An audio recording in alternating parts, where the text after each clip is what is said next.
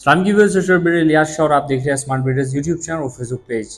एक खूबसूरत घर का नक्शा अगर आप बनाते हैं अपने घर के लिए, अपने किसी भी पर्पस के, ख्वाह वो आपका ऑफिस क्यों ना हो, कमर्शियल प्रॉपर्टी क्यों ना हो, फार्म हाउस या ओपन कोई प्रॉपर्टी क्यों ना हो, उसके फ़वाइद क्या होंगे, उससे आपको क्या हेल्प मिलेगी और आप किन किन नुकसानात से बच सकते हैं, आज की ये वीडियो आपके लिए।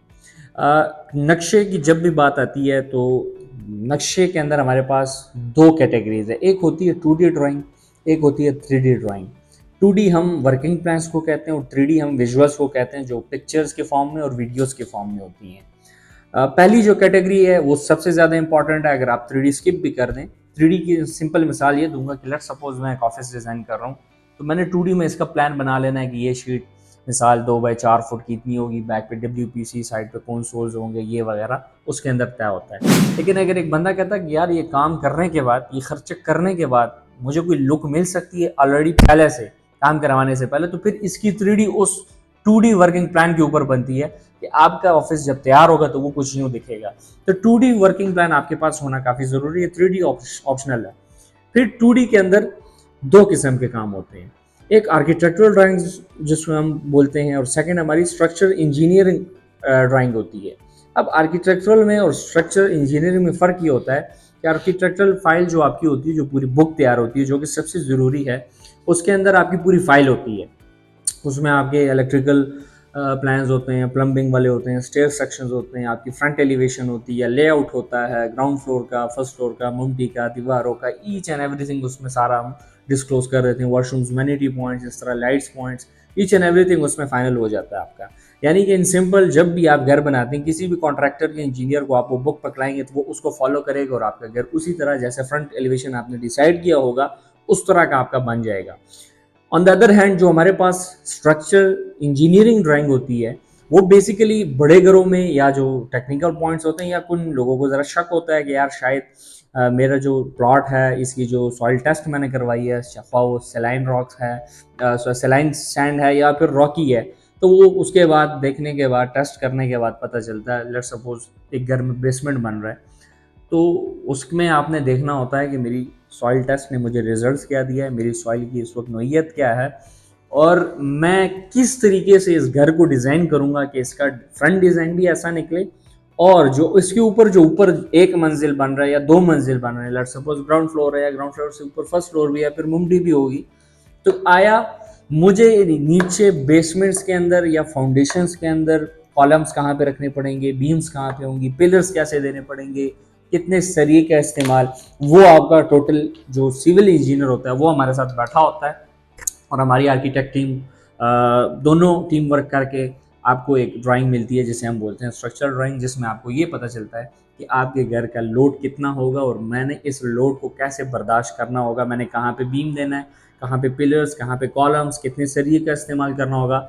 यानी कि इन सिंपल आपको तो सबसे ज़रूरी चीज़ जो है वो है आर्किटेक्चरल ड्राइंग। वो आपके पास होगी तो आप, लेट्स सपोज हमारे पास भी जब हम स्ट्रक्चर प्रोजेक्ट्स करते हैं, जब हम जाते हैं तो हमें फाइल दी जाती है, तो स्ट्रक्चर इंजीनियरिंग यानी कि 100 लोगों में से 5 या 8 10 यानी कि 10% रेशियो वो होगी जिन्होंने स्ट्रक्चर ड्राइंग बनवाई होगी। लेकिन 90% लोग आर्किटेक्चरल ड्राइंग्स के थ्रू अपने घरों को बनाते हैं और वेल प्लान जाके सारी चीज़ें हो जाती हैं, उसमें कोई मसला नहीं आता। तो जब हमें फाइल दी जाती है तो हमारे जो सिविल इंजीनियर्स होते हैं, हम उनको अपने साथ बैठा देते हैं, प्लॉट की नोयत चेक करते हैं, ग्राउंड लेवल चेक करते हैं, वाटर लेवलिंग चेक करते हैं, डेप्थ चेक करते हैं, उसके हिसाब से हम अपनी तरफ से जो, क्योंकि ज़ाहिर सी बात है आपको तो नहीं पता मैंने कहाँ पे पिलर देने, कहाँ पे कॉलम देने, मैंने किस लेंटर किस तरह करना है, मैंने इस लोड को कैसे बर्दाश्त करना है, कितना सरिया डालना होगा, कंक्रीट कितना करना पड़ेगा। तो वो हमारे इंजीनियर्स हम उसी हिसाब इलाके की मुनासबत से, प्लॉट की मुनासबत पे वो सारी चीज़ें फाइनलाइज करके उसके ऊपर काम स्टार्ट कर देते हैं। लेकिन ऑन द अदर हैंड कुछ लोग ऐसे होते हैं जो चाहते हैं कि पहले से मेरे पास इसका प्लान मौजूद हो कि इसको फॉलो किया जाए, तो ये भी ऑप्शनल है, अच्छी चीज़ है, ये एक दूसरी ड्राइंग में हमारे पास आती है। ड्राइंग्स की कुछ एडवांटेजेस के ऊपर आऊँगा। काफ़ी देर हुई इस पॉइंट तक आने में, माजरत, लेकिन आपको ये चीज़ें समझाना ज़रूरी, क्योंकि बहुत से लोग जब भी आते हैं उनको ये नहीं पता होता कि ड्राइंग्स में कितनी अकसाम है और मुझे कौन सी बनवानी चाहिए। अब इसमें एक और भी बता दूं, एक पॉइंट ऐड करता हूँ, फिर आता हूँ एडवांटेजेस की तरफ। जो हमारे पास जो फाइल्स होती हैं आर्किटेक्चरल ड्राइंग्स, उसमें भी फिर दो एग्जाम है, एक या आपकी पूरी फाइल बनती है या आपका लेआउट बनता है। लेआउट आपका डबल स्टोरी कर रहा है, ट्रिपल स्टोरी या सिंगल स्टोरी, लेआउट का मतलब कहाँ पे आपका बेड आ रहा है, कहाँ पे वॉशरूम है, उसका साइज क्या होगा, लाउंज क्या है, एंट्रेंस किस तरह दे रहा हूँ, कॉरिडोर कितना छोड़ रहा हूँ, दीवारें किस किस हिसाब से मैं मेंटेन कर रहा हूँ। लेट्स सपोज डबल स्टोरी है तो क्या मैं वॉल टू वॉल अपना घर बनाऊंगा, कंस्ट्रक्ट करूंगा, या फिर मैं जरा अलग जाऊंगा, जिसकी वजह से कॉस्ट ऑफ कंस्ट्रक्शन के ऊपर काफी सारी चीजें एक्सपेंड होती हैं। एडवांटेजेस में अगर मैं बात करूं तो उसमें कुछ पॉइंट्स है, 6 पॉइंट्स है जिसको मैं ज़रूरी समझता हूं। इसके अंदर डीप डिटेल्स में जाऊंगा तो काफ़ी लंबा हो जाएगा, लेकिन आपको इन शॉर्ट कुछ चीज़ें समझा रहा हूँ। मजीद आप हमारी टीम से रब्ता करने के लिए दिए गए नंबर पर व्हाट्सएप के ऊपर या कॉल के ऊपर रब्ता कर सकते हैं। सबसे मेन और सबसे ज़रूरी यूटिलाइजेशन, आपका जितना भी एरिया है, ख्वाह वो 2 मरले का प्लॉट हो, 4 मरले का हो, 5 का हो। हमने ऐसे घर भी देखे हैं जो 20-20 मरले, 40-40 मरले के हैं, लेकिन यूटिलाइजेशन उसकी नहीं हुई होती तो उस घर की कोई वर्थ, वैल्यू या वो लुक नहीं निकलती। आपने ऐसे घर भी देखे होंगे 5 मरला के, जो कि आपको 10 मरला या कनाल घर से ज़्यादा अच्छे लगते होंगे, क्योंकि वो डिज़ाइन हुए होते हैं, उन वो उसके पीछे राज या ड्राइंग होती है, 2D ड्राइंग आपकी, नक्शा बनाना, नक्शे बहुत ज़रूरी हैं। फिर सेकंड पॉइंट आपके पास टाइम का आ रहा है। नक्शे बनाने से आपको एक फ़ायदा ये मिलेगा कि आपके टाइम की बचत होगी। Time is money. अगर आप जितना टाइम ज़ाया करते जाएंगे उतनी कॉस्ट ऑफ कंस्ट्रक्शन बढ़ती जाएगी, लेबर कॉस्ट आप पे इम्प्लीमेंट होगी, मटेरियल कॉस्ट मंथली वीकली आजकल फ्लक्चुएट कर रही है, वो ग्रे मटेरियल हो या फिर फिनिशिंग मटेरियल हो। इवन एक छोटा कील जो है वो इस वक्त फ्लक्चुएट कर रहा है मार्केट में, पेंट फ्लक्चुएट कर रहा है, वायर्स आपकी फ्लक्चुएट कर रही हैं, इंपोर्ट एक्सपोर्ट का इसके अंदर बहुत बड़ा रद्द-ओ-अमल है। गवर्नमेंट टैक्सेस के ऊपर आप अगर देखें तो इसमें काफ़ी, कभी सीमेंट कहाँ पहुंच रहा है, कभी कहाँ पहुंच रहा है, सरिया आज एक रेट है तो परसों उठेंगे तो आपको दूसरा रेट कोट। फिर इसके बाद हमारे पास जो नेक्स्ट पॉइंट आता है वो है वैल्यू बाय वर्थ का।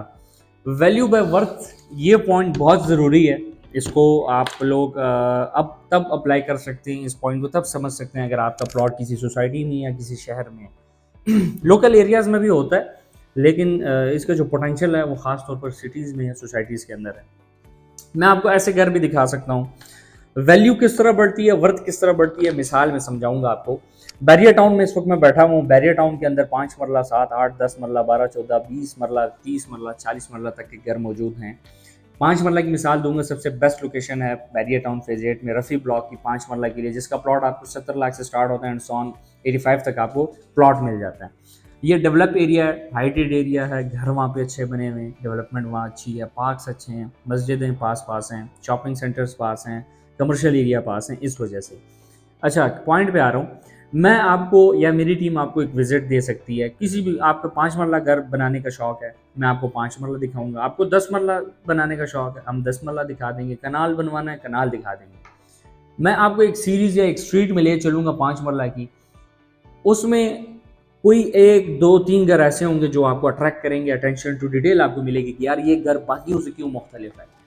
हम लोग तो ये सोचते हैं कि इसके ऊपर खर्चा ज़्यादा हुआ है, लेकिन वो पॉइंट आप शायद दोबारा बोल रहे हैं कि थर्ड पॉइंट में मैंने आपको कहा था सेव मनी, आपके पैसों की बचत नक्शा करेगा। क्योंकि चीज़ों को आपने एक रिदम देनी होती है, एक मैकेनिज्म बनाना पड़ता है कि वॉल टू वॉल कैसे लेके जाऊंगा, मटेरियल की बचत मैं किस तरह कर सकता हूँ कि मेरे पास मटेरियल में भी कॉस्ट बचा है और फिर आगे फिनिशिंग के लिए भी मेरे पास पैसा अपने बजट के अंदर अंदर आ रहा हो।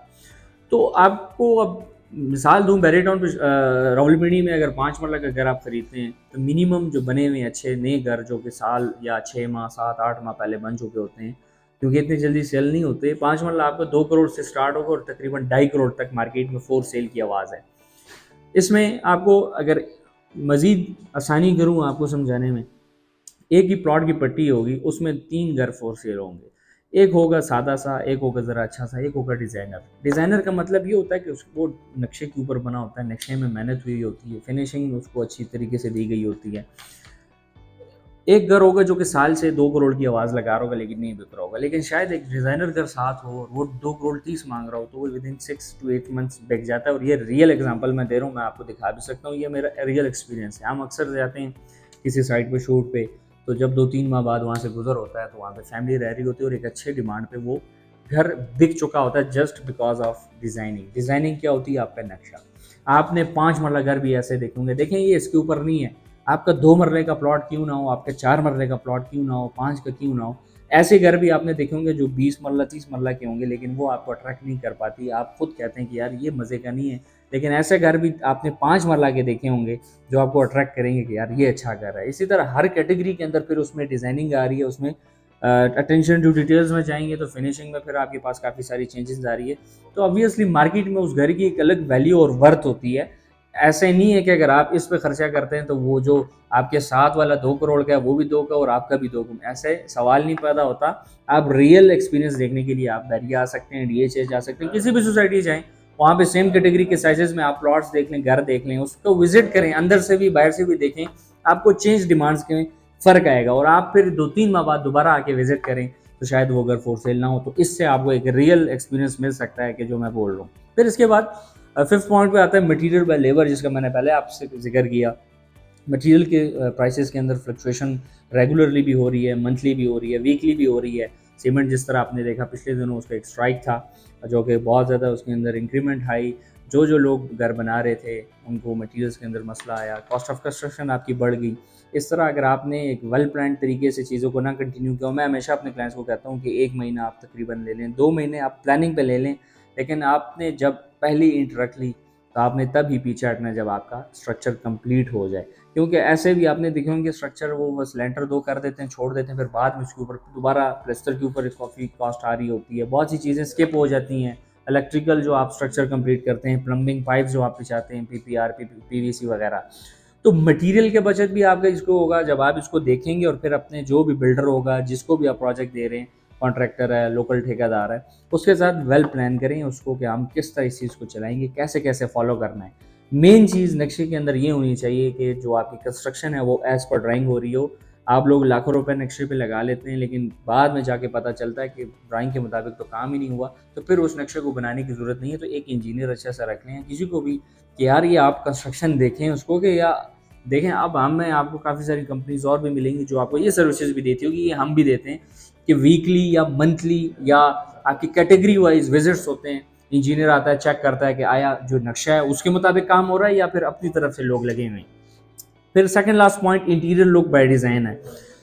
ये तो हम आर्किटेक्चरल ड्राइंग्स के ऊपर बात करें, इंटीरियर डिज़ाइनिंग कुछ और होती है। जैसे आप मेरे बैक पे देख रहे हैं, ये भी डिज़ाइनिंग होती है कि आप एक दीवार को कैसे खूबसूरती देते हैं, लाउंज में किसी मीडिया वॉल कैसे बनाएंगे, घर में मीडिया वॉल, बेड के बैक पे जो बेड वॉल है वो किस तरह मैं खूबसूरत बना सकता हूँ, वो किस तरह मैं अच्छी बना सकता हूँ, ये बाद में आता है। लेकिन ये आपकी जो आर्किटेक्चरल ड्राइंग होगी उसमें हमने पहले से डायरेक्शंस दी होती हैं कि मीडिया वॉल इधर होगी, बेड वॉल इधर है, तो उसके हिसाब से इलेक्ट्रिकल पॉइंट्स यहाँ पे होंगे।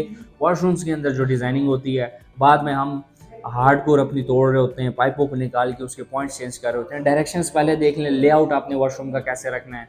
मास्टर वॉशरूम है तो उसमें ज़ाहिर सी बात है अगर कंसील्ड सिस्टम है तो आपने वो सारा सोचना होगा कि मैं किस तरह खूबसूरती से इसको डिज़ाइन कर सकता हूँ। छोटा वॉशरूम होगा, मैं उसको किस तरह लुक दूंगा, तो ये इसकी इंटीरियर लुक की हेल्प भी आपको मिल जाती है।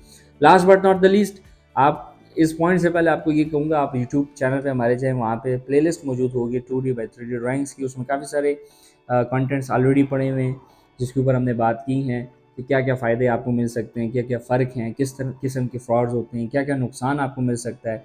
मार्केट में हर किस्म की चीज़ें हो रही होती हैं लेकिन आपको उसके ऊपर आगाह करना, ये हम उसके ऊपर रेगुलर बेसिस के ऊपर टिकटॉक पे हमें फॉलो करें, टिकटॉक के साथ साथ इंस्टाग्राम, फेसबुक के ऊपर भी हम डेली अपलोडिंग करते रहते हैं। लास्ट पॉइंट फसाड है।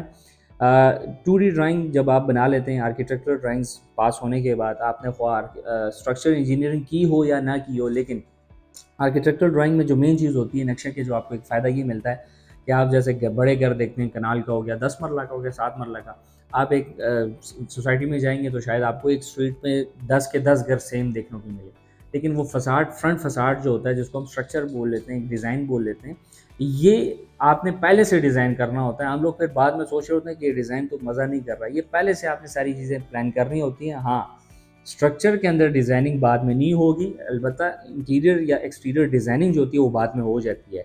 लेट सपोज़ आपने अभी एक डिज़ाइन बनाया, स्ट्रक्चर बन गया, स्ट्रक्चर आपका कंप्लीट हो गया, प्लस्तर भी हो गया, लेकिन आपने जिस आर्किटेक्ट से अपना 3D बनवाया था आपको वो नहीं पसंद, तो आप किसी और किस्म की उसको अगेन रिमॉडलिंग करवा सकते हैं, उसका मॉडल दोबारा तैयार हो जाएगा, 3D तैयार हो जाएगा। लेट सपोज़ एक जगह पे आपने सोचा था वेदर शेड का, वहाँ पे आप टाइल पेस्ट कर सकते हैं, वहाँ पे स्ट्रक्चर स्टोन आप पेस्ट कर सकते हैं। तो इससे नक्शे में आपको ये फ़ायदा ये ज़रूर मिलेगा कि स्ट्रक्चर की डिज़ाइनिंग आपको देखने को मिलेगी, और इसको देखते हुए अगर आप ये मज़ीद सारे पॉइंट्स को गौर से वापस दोहराएँ, देखें, तो आपको इन सब का हल या इस सब का फ़ायदा एक ही नज़र आएगा, जो कि मैंने आपको सारे इस वीडियो में 10 मिनट की वीडियो थी, लंबी हो गई, आपको समझाना ज़रूरी था। हमसे रब्ता करने के लिए, हमारी टीम से रब्ता करने के लिए दिए गए व्हाट्सएप नंबर पे आप कॉल भी कर सकते हैं, व्हाट्सएप पे भी आ सकते हैं। इसी तरह अगर आप पाकिस्तान के अंदर नहीं हैं तो ज़ूम मीटिंग के थ्रू या वीडियो कॉल, ऑडियो कॉल के थ्रू हम आपको गाइड कर सकते हैं। इंशाल्लाह हमारी सर्विसेज ऑल ओवर पाकिस्तान, कहीं पे भी आपने ड्राइंग्स या 3D या इंटीरियर डिज़ाइनिंग करवानी हो तो मैंने नक्शे के एग्ज़ाम भी आपको बता दिए। इस एग्ज़ाम में फिर अलग छोटी छोटी कैटेगरीज भी आ जाती हैं। लेट सपोज एक बंदा सिर्फ एक बैट वॉल बना रहा है बैग पे, उसको डिज़ाइन करना हो तो 2D भी बनती है, 3D भी बनती है। लेट सपोज मेरे बैग पे ही आप देख रहे हैं, इसकी भी 2D भी सिर्फ बनती है और 3D भी बनती है। सिर्फ एक single storey office, let suppose एक 500 या 600 स्क्वायर फुट का ऑफिस है, उसका लेआउट भी आप बना सकते हैं। लेआउट के साथ आप उसको 3D भी रिमॉडलिंग भी कर सकते हैं। ये छोटी सी वीडियो थी, हमें सब्सक्राइब करना ना भूलिएगा। इस तरह की मजीद इंफॉर्मेटिव वीडियोज़ के साथ आपके साथ हाजिर होता रहूँगा। अल्लाह हाफिज़।